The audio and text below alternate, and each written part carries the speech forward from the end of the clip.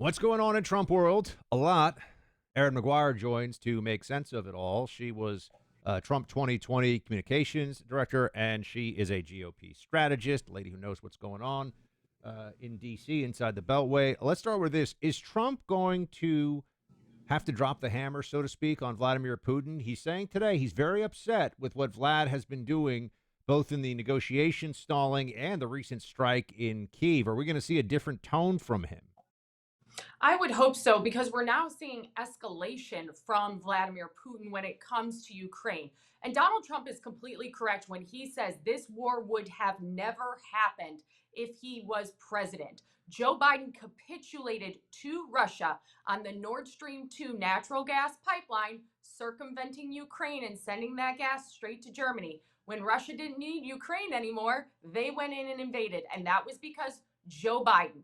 And so Donald Trump now has to clean up another mess created by the Biden geopolitical disaster. So now they are going to have to shift, I believe, their messaging techniques, not only nationally, but their negotiation techniques with Putin, because he's not backing down at this point. And escalation to bombing apartments in Kyiv at this point means that he has to get tougher and stronger on Russia so that Ukraine can maintain its sovereignty and this war can end, because ultimately the American people do not want to be footing an endless war. I remember that Trump had mentioned taking far more aggressive sanctions, even than we have seen so far, against Russia if Putin decides to mess around and find out. It looks like we may be getting closer to that now. How do you think?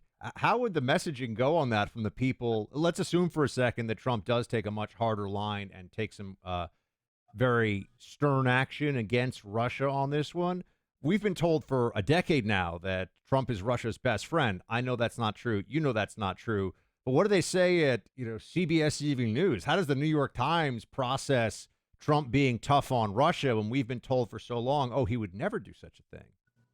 They will do what the legacy media always does and give it a whataboutism. They're going to try and find a way that even if Donald Trump ratchets up sanctions to cripple Russia's economy, to cripple their energy industry, to cripple their ability to finance this war, the media will go and say, oh, but he didn't put this sanction on. Oh, he didn't go far enough here. Oh, he missed this one spot. Instead of acknowledging the reality that any ratcheting up of sanctions against Russia is a strong move by the president, but they will dismiss it before he does it and when he does it as well.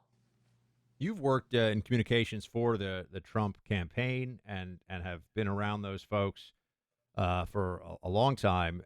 I wanted you to tell me what you think about this. Donald Trump put this out on Truth Social earlier today. He said, later today, I'm quoting here, everyone, later today, I will be meeting with, of all people, Jeffrey Goldberg, the editor of The Atlantic, and the person responsible for many fictional stories about me, including the made-up hoax on Suckers and Losers, and Signalgate, something he was somewhat more, quote, successful with. Jeffrey is bringing with him Michael Scherer and Ashley Parker, not exactly pro-Trump writers either, to put it mildly. The story they are writing, they have told my representatives, will be entitled The Most Consequential President of This Century. I'm doing this interview out of curiosity and as a competition with myself, just to see if it is possible for The Atlantic to be truthful.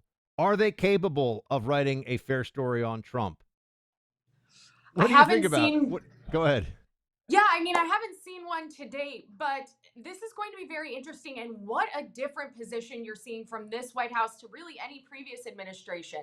The Atlantic has written a number of very aggressive negative articles about the president that have been refuted by direct sources who were there with knowledge at the time. But they've continued to run these stories. But Trump's not afraid of when people lie about him. So he's going straight into the belly of the beast, or really, the beast is coming straight to the president right now. And he is going to have a conversation with them person to person about his presidency, about what he's been doing, and about how they've gotten it wrong.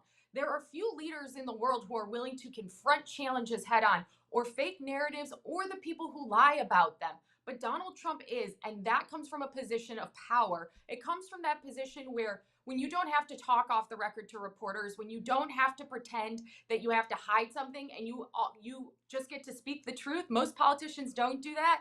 It gives you the biggest leverage against reporters, because when you go off the record, that's when they have something against you. So he's bringing them in and he's going right at them. Yes, it's interesting that he has somebody on who so clearly uh, wants to, I mean, in my mind at least, with all this Signalgate reporting, really wants to see the Secretary of Defense, Pete Hegseth, resign or get fired, forced to resign, whatever, from his role. Uh, what do you think why is Hegseth the target of the anti-Trump media so much? I mean, you got a lot of people who could be, right? RFK Jr., Tulsi Gabbard. There are a number of folks that have been something of a lightning rods for criticism from the Democrats and the left. I think in part because they're people that crossed over from the Democrat Party, but there are others as well. Why so much anger at Hegseth from these journos? Why do they want his scalp more than any other? It's still a tense time for those living in Israel. 18 months after the Hamas terrorist attack, the threat of another missile attack by one of three enemies of Israel is still very real. For every effort there to lead a normal life, there are reminders that a missile attack may occur at any given moment on any given day. That's why I'm partnering with the International Fellowship of Christians and Jews to stand with the people of Israel. IFCJ helps provide life-saving aid and security essentials. Your urgently needed gift today will help provide security essentials like bomb shelters, flak jackets, and bulletproof vests. These will help first responders, armored security vehicles, ambulances, and more. Join me in standing with the people of Israel. Call to make your gift at 888-488-IFCJ. That's 888-488-4325 or online at supportifcj.org. That's supportifcj.org.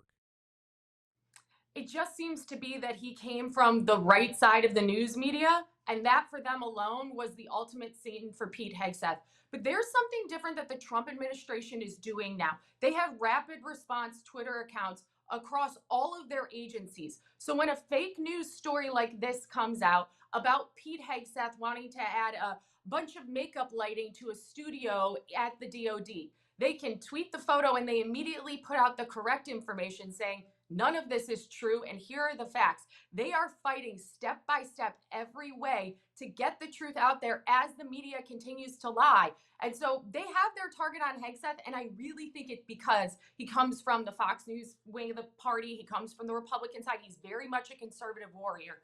And because he comes from the right side media, they do not like that.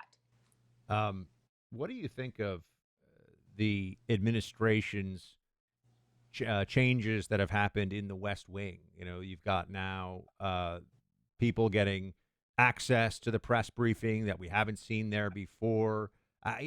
Is there a lot of grumbling from the Associated Press and some of these others, or are they just taking it because they have no choice? Well, it's twofold. One, they hate that their blessed briefing room has been disrupted. How dare you upend the sanctity of where everybody sits in their assigned seats like this is the school bus in 1998. But besides that, they get mad about that publicly, but privately, they actually really like what this White House is doing. Reporters are telling me I can go back into the lower press office, I can go into the press secretary's office, the communications director's office. I have constant access to folks who are willing to give me interviews, willing to answer my questions, willing to explain what's going on at any point. So while the legacy media is mad, big mad out publicly about the upending of the traditions that they so held dear as they held on to the narratives in this country, but behind the scenes, they really like the access they are getting and their ability to find the people they need to get the stories right.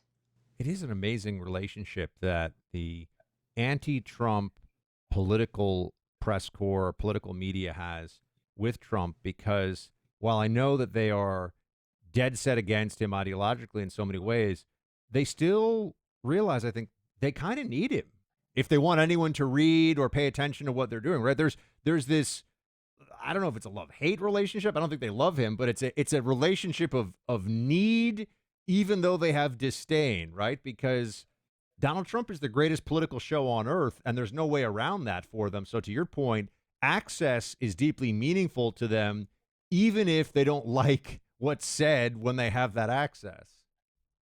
That's one of their hardest things, is that they want to disagree so much and argue with the administration. But the fact that they even get their questions asked and answered is so different for them. With the Biden administration, they went months without being able to ask the president of the United States a single question to his face. But Donald Trump does it every day. And that love-hate relationship, again, it's because I really believe it. It's because there is so much entrenched in the left-wing media against right ideology, against conservatives and Republicans, that if Donald Trump had come down the gold escalator and said he was a Democrat, he would be their hero. But he came down that escalator and he talked about America first and being a Republican and the right to life and conservatism. And that ticked them off. He makes great news. He's great headlines because he's unafraid, but they hate the fact that he's conservative. What do you say to anybody who's concerned about the economy and the impact of the tariffs at this point? Yeah, this is a long-term game by the White House that is going to cause short-term pain. And they're saying that openly. Again, not lying to the American people that in order to change the economy, to upend and put America on stronger footing, you got to blow up the base first to rebuild the foundation. And that's what he's doing. It's clear the American people are growing more concerned about the trade and the tariff policy specifically. The American people like it more when they know that tariffs are a step and a tool to the final outcomes that will make the country better.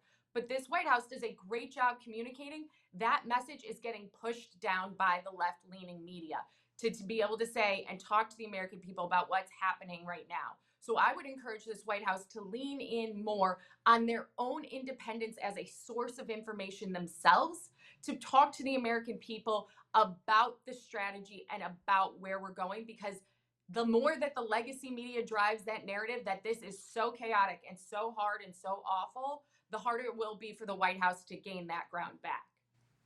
Erin Maguire, great to see you. Thank you so much. We'll talk to you again soon. Thanks. When I first came across this story, I had to read it twice. You'll hear why in a moment. For over 160 years, an asset worth $150 trillion has been buried on American soil. This endowment, so to speak, is so large it could pay off our national debt 4 times over. Why has it been kept secret for so long? Well, thanks to a Supreme Court decision, President Trump could soon release it to the public. Jim Rickards, former advisor to the White House and Federal Reserve, says if you're over 50, this could be your best chance to build lasting wealth from a once-in-a-century event. This story may be published as soon as May 3rd. To watch Jim's interview, go online to birthright2025.com. If he's right, it could make President Trump the most popular president in history and help millions of investors retire wealthy. Go to birthright2025.com to get the details free of charge, paid for by Paradigm Press.